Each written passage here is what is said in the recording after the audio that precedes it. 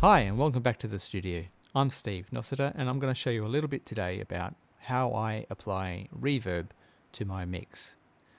Now just a brief apology, I know the sound of the microphone at the moment is a little bit dodgy, only because it's raining very heavily outside.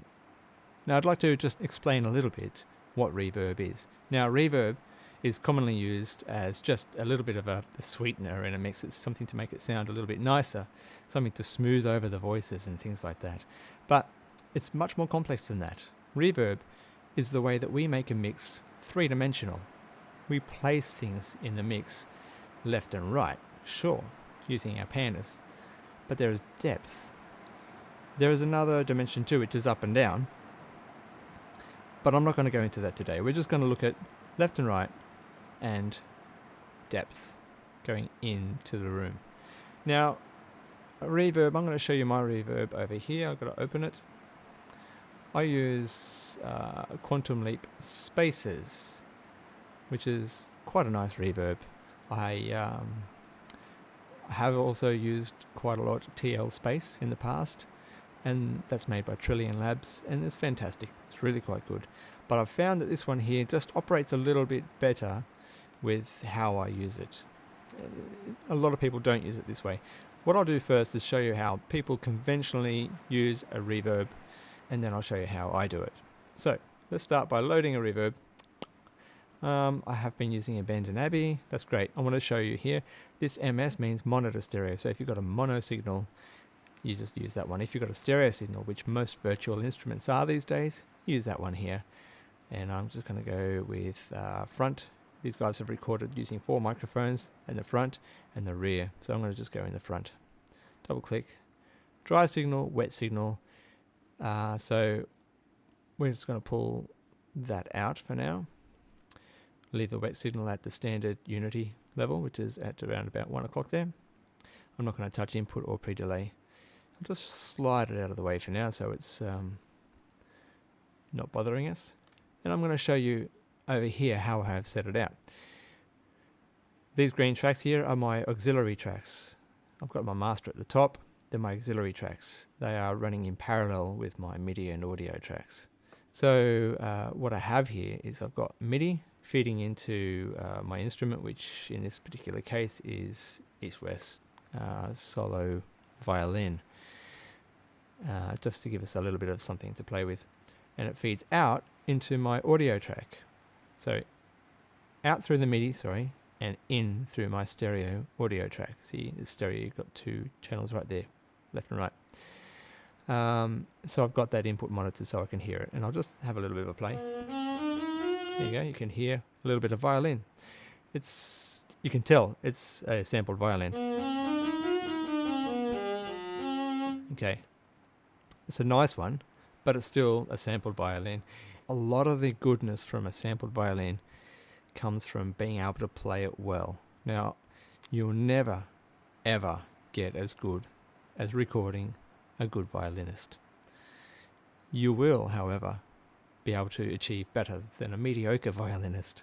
Either get a good violinist as your preference, or learn to listen really well to violins and then play it. So we're going to use a solo violin, and I'm going to try and play it the best that I can for this project, and we're going to apply reverb. Now what normally happens is we do normally have reverb in parallel. That's the standard thing. It's your standard, and we run a bus. So I've already got the input to my auxiliary channel as a reverb input. It's a stereo reverb input. So I've routed it already that way, and I've labeled it as reverb. Now I can run the signal from the wave channel here.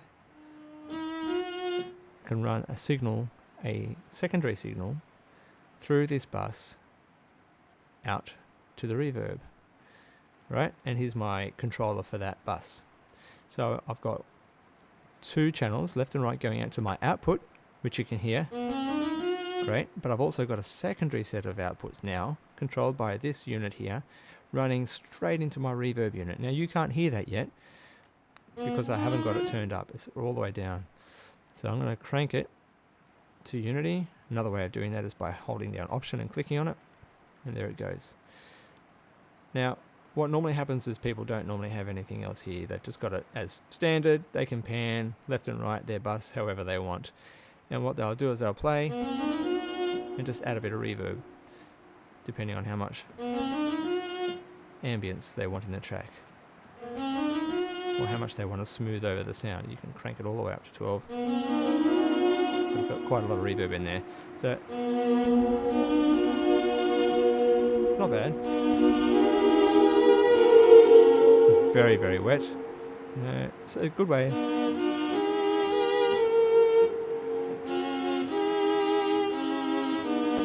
It's a good way to just, fix things over. Now that rain is pelting down. I'm sure you can hear it in the background. But what we're going to do is we're going to do something a little bit differently. We're going to make things just a little bit more complicated, but far more juicy. And I'm going to show you how to do that. The first thing you want to do is make the bus out to the reverb pre-fader, meaning that you can pull the volume all the way out of your track. I'll just mute this so you can't hear a single thing coming out of the output now, but then you can feed it through to the reverb and all you hear is what's coming out of the reverb. Okay, there we go. That's pure reverb, nothing else, no dry signal, just the output of the reverb unit. We want that. That's a very good thing to have. And what we do is we get our levels right using just the reverb alone. Now this is unconventional. I haven't seen any other people do it, but I find it to be the most accurate and sweetest way of doing it. You get the best three-dimensional sound.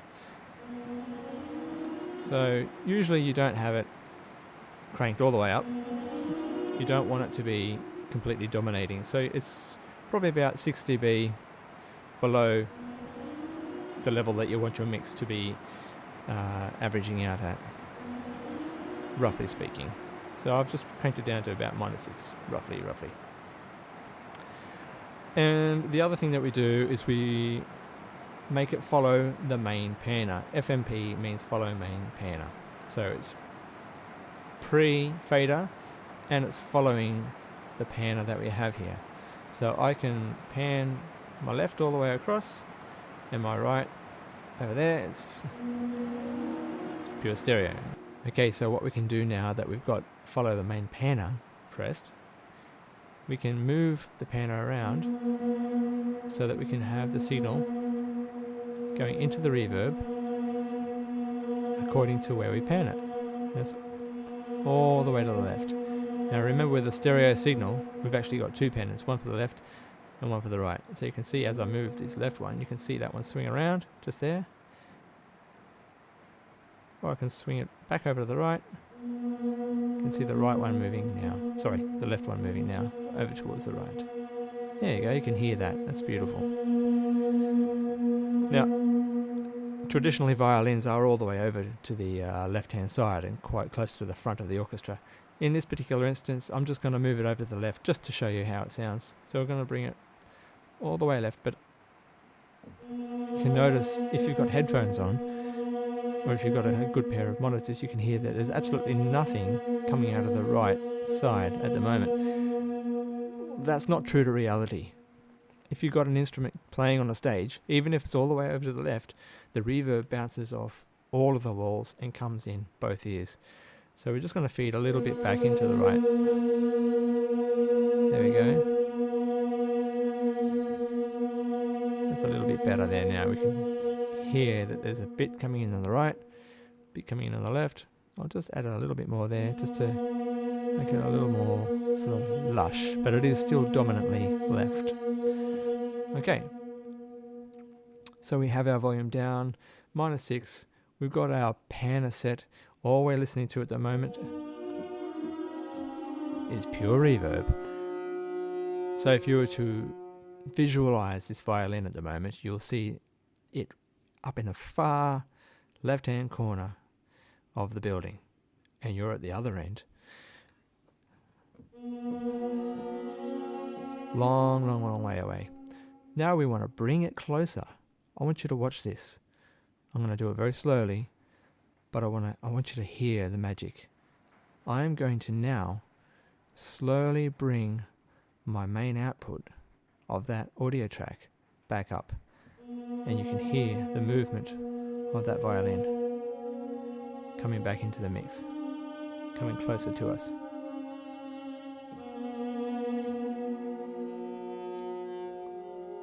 It's getting closer. Getting closer. That's quite close, a few meters away.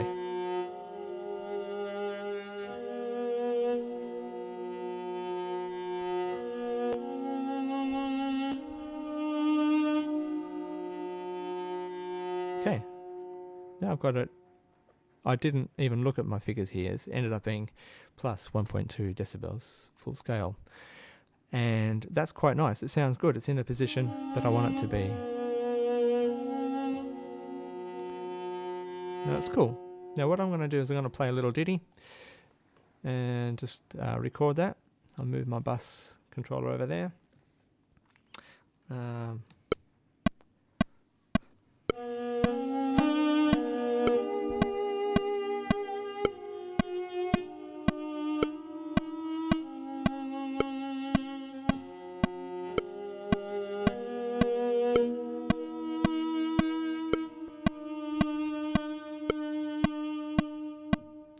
There we go. There was one dud note right there, so I'm just going to quickly go in and change the velocity of that dud note. Okay, it's quite a harsh change. Let's have a quick listen. Take out the click. There's no consistency there.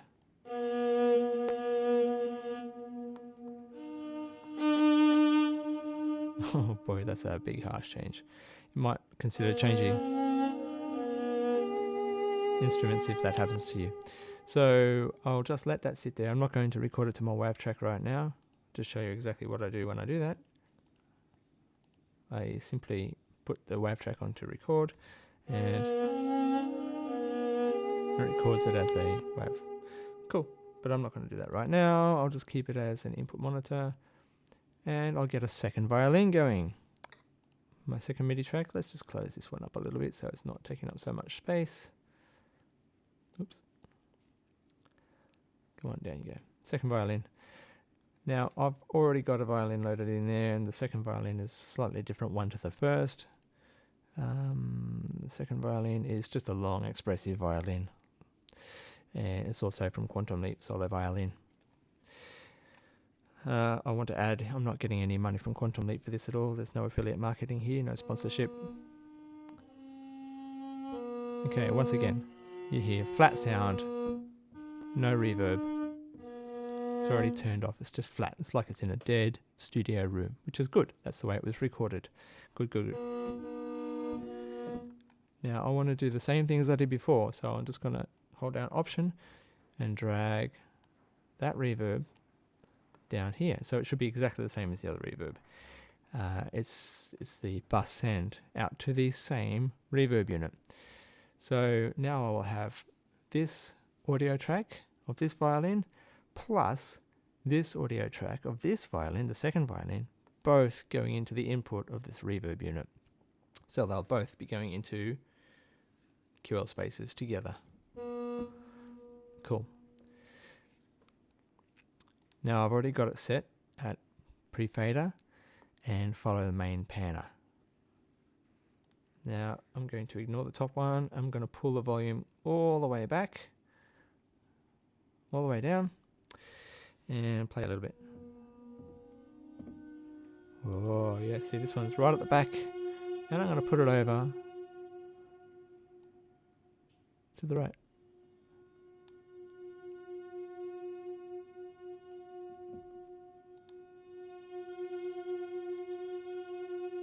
A little bit into the left.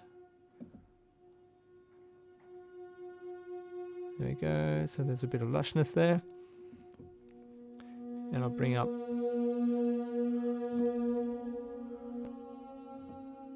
closer. I don't want it as close as the other one. I still feel like I'm a few meters away there.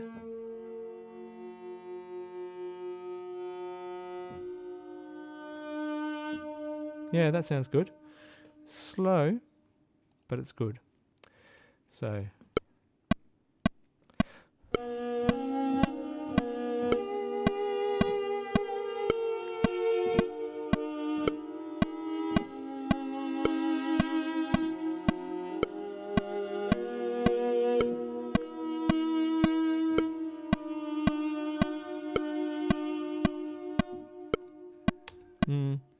that's not bad. It'll do. And so I'll just change one of those notes because I went unison with one of them and I didn't really want to do that. And that's this one here.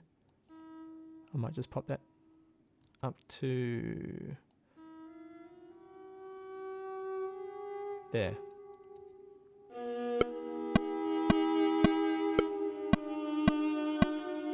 And I started this one too early here, so I'll just drag that over.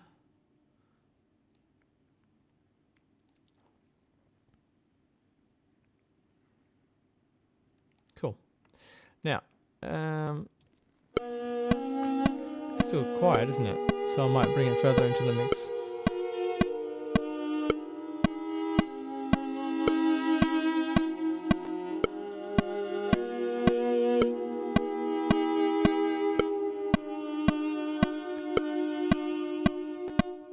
That'll work. Sorry about the click.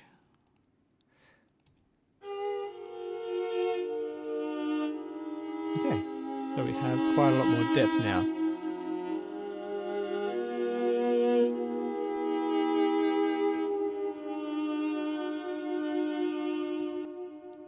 And there we have it. And that is how you apply reverb.